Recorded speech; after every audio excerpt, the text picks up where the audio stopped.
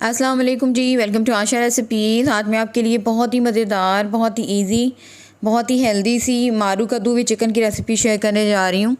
बहुत ही easy recipe है और बहुत ही हेल्दी है। स्पेशली वो लोग जो वेजिटेबल बनाना पसंद करते हैं उनके लिए आइडियल रेसिपी है। यहाँ पे जी मैंने 3/4 कप ले लिया था ऑयल और 2 मैंने मीडियम साइज़ के इसमें प्याज डाल दिए हैं। प्याज को हम अच्छी तरह से भूनेंगे 3-4 मिनट, यहाँ तक कि प्याज जो है वो हमारे गोल्डन ब्राउन से हो जाए। तो यहाँ पे मुझे 3-4 मिनट हो गए थे प्याज को भूनते हुए और आप देख सकते हैं प्याज जो है हमारे गोल्डन ब्राउन सा कलर हो गया है। बहुत ज़्यादा तेज़ ब्राउन नहीं करना आपने, बस गोल्डन सा कलर करना है। और अब इसमें डाल देंगे हम होल स्पाइसेस, ताकि होल स्पाइसेस का जो अरोमा है वो भी आ जाए ऑयल में, प्याज में। तो यहाँ पे 1 टीस्पून मैंने लिया था ज़ीरा, 2-3 मैंने लौंग लिए थे, 3-4 मैंने काली मिर्चें ली थी, 1 मैंने बड़ी इलायची ली थी और 1 मैंने सिनेमन स्टिक का टुकड़ा लिया था। 1-2 मिनट हम इसको भूनेंगे और साथ ही हम इसमें फिर शामिल कर देंगे जिंजर गार्लिक पेस्ट। तो यहाँ पे जो था होल स्पाइसेस हमारे भुन गए थे अच्छी तरह से और 1 टेबलस्पून भर के मैंने यहाँ पे शामिल किया था जिंजर गार्लिक पेस्ट।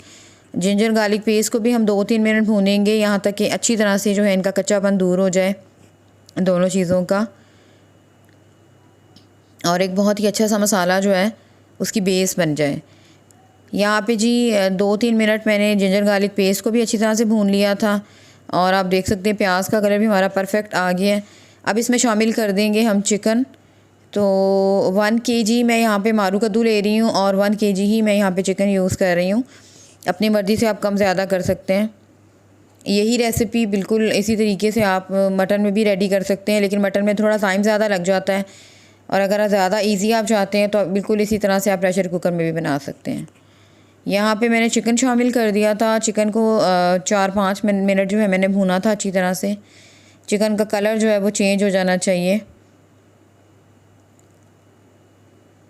तो अब हम इसमें शामिल कर देंगे स्पाइसेस, लेकिन उससे पहले मैंने इसमें शामिल कर दिए थे टमाटर। तकरीबन 2 मेरे पास फ्रीज़ टमाटर थे, इनको मैंने ग्रेट कर लिए। आप चाहें तो टमाटरों का पेस्ट भी डाल सकते हैं।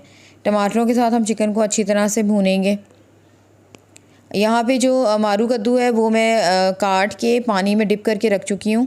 मैं हमेशा इस तरह ही करती हूँ कि हमारी जो सब्ज़ी है, वेजिटेबल जो है वो काली ना पड़े, थोड़ा सा नमक वाले पानी में मैं ऐड कर देती हूँ और काफ़ी देर तक आपकी जो वेजिटेबल है वो फ्रेश रहती है। यहाँ पे मैंने मोटे मोटे से कतलों की शक्ल में काट दिए थे। मारू कद्दू भी 2-3 तरह के आते हैं, लंबाई की शक्ल में भी होता है और ओवल शेप में भी होता है, इसी तरह से सर्कल शेप में भी होते हैं। यहाँ पे मैंने लंबाई वाली लिए थे, वो मैंने शामिल कर दिए थे और मैंने आधा ग्लास पानी शामिल किया था। उसके बाद 30 मिनट के लिए मैंने इसको ढक दिया था। आप देख सकते हैं ये बहुत ही जल्दी से टेंडर हो जाते हैं। वहाँ पे एक और चीज़ आपसे शेयर करना चाहती हूँ, चिकन जो था वो काफ़ी टेंडर हो गया था, मैंने भुनाई भी की थी, तो इसलिए मैंने चिकन जो है वो बीच में से निकाल दिया था और उसके बाद मैंने मारू कद्दू को जो है वो अच्छी तरह से ढक कर जो है पकने के लिए रख दिया था। तकरीबन 30-35 मिनट लगे हैं और हमारी जो कद्दू है वो काफ़ी हद तक टेंडर हो गए। अब मैंने इसमें शामिल कर दिया था चिकन जो मैंने निकाला हुआ था।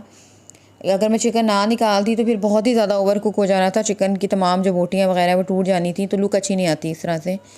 तो यहाँ पे मैंने अब इसमें चिकन शामिल कर दिया है। धनिया वगैरह डाल दें गार्निशिंग के लिए। थोड़ा सा मैंने हरी मिर्चें डाल दी थी इसमें ज़रूरत। आप चाहें तो हरी मिर्चों का पेस्ट भी डाल सकते हैं, वो भी वेजिटेबल में बहुत अच्छा लगता है।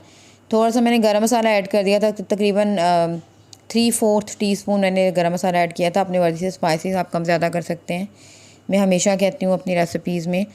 और यहाँ पे आप देख सकते हैं थोड़ा थोड़ा सा ऑयल जो है वो ऊपर आना शुरू हो गया है। 5 मिनट के लिए मैंने इसको फिर से ढक के रख दिया था ताकि दम पे अच्छी तरह से पक जाए और एंड पे इसका बहुत अच्छा सी लुक आ जाए रेसिपी की।